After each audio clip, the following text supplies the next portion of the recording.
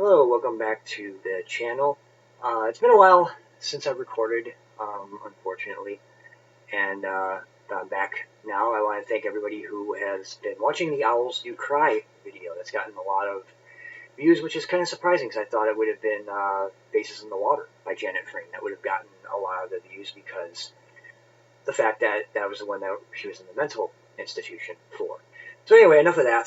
But again, thank you, and please subscribe if you haven't, and if you enjoy the videos. Um, Also, leave a comment, like the video if you enjoy it, and it helps me a lot. So that's always kind of cool. So we're gonna go on to now what is book 6 for my 2022. I still have a lot of videos to catch up, and I will. But it's another Janet Frame one called The Adaptable Man.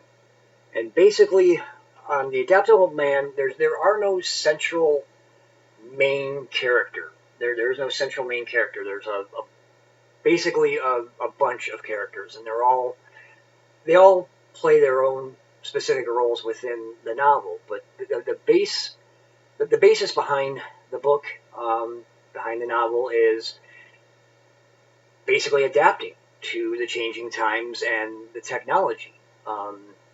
The story it takes place in a very old English village, and I'm not even going to try. I always hated pronouncing the name, so I don't even want to try to pronounce. I guess I can try to. Little Burgle Stratheim, something like that. But anyway, that's where the story takes place, and it starts off actually with a murder. And don't worry, that's not a spoiler because you'll find that out during the book. You also will find out who did the murder as well. I won't spoil that part of it. But basically, what it is you have this old town village, basically, that they don't have electricity, they don't really have the running water, they don't have this, because again, this novel is going back to the 60s. See exactly when it was published, 65.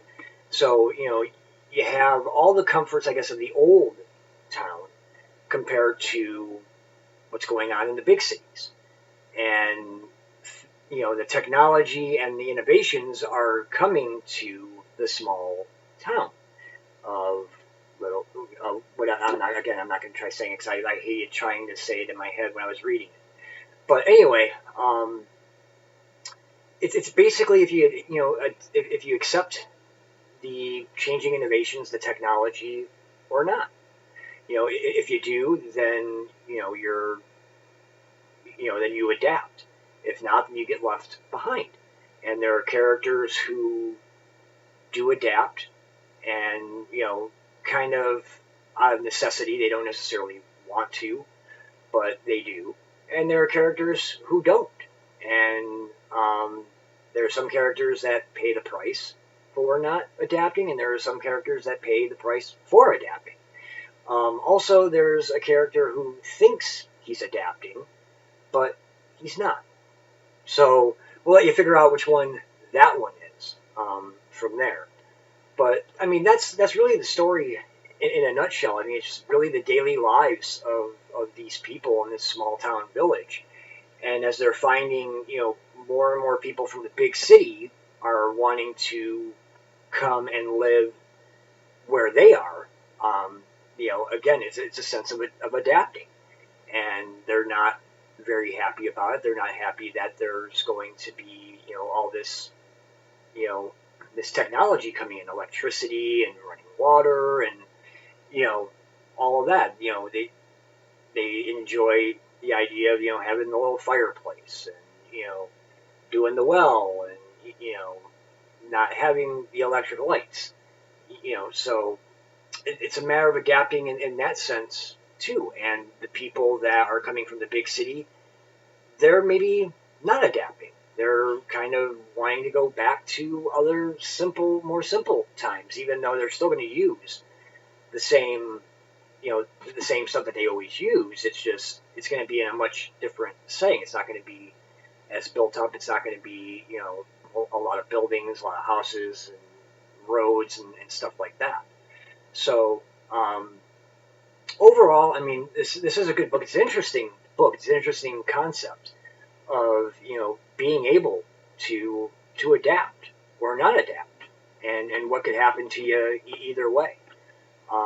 So on Goodreads, I believe I gave it a 5-star review, just because I did enjoy it. And it does. I mean, it's written in sort of the typical Janet Frame style. She has a very unique vocabulary, and when I say that, I'm not talking about swearing and vulgarities. It's more just her style of language and the words that she uses. It's kind of unique.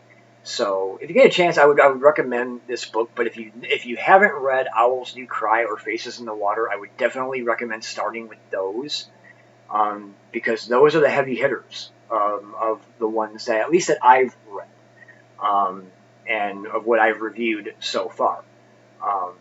So with that, as always, if you enjoyed the video, please give it the thumbs up. That always helps. Subscribe. It helps me out, shows that you're interested in more book videos, keeping what I like to say YouTube literate. And also press the notifications. That way you'll know when new videos pop up, when I finish a book, and when I also will have the review done. So also, you can also leave a comment below, whether, what you want to see more of, what you want to see less of, what you think of the review. If you've read this book, what do you think? Also, you can leave your Goodreads name in the comments, and I will add you. That way I can see what you're reading, you can see what I'm reading, and just, maybe we can just get some exchange of ideas, or if you got some books that you think, you think I might like, put those in the comments down below too. That would always be cool.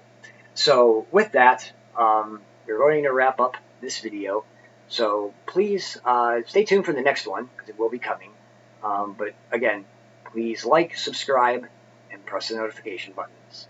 See you later. Keep YouTube literate.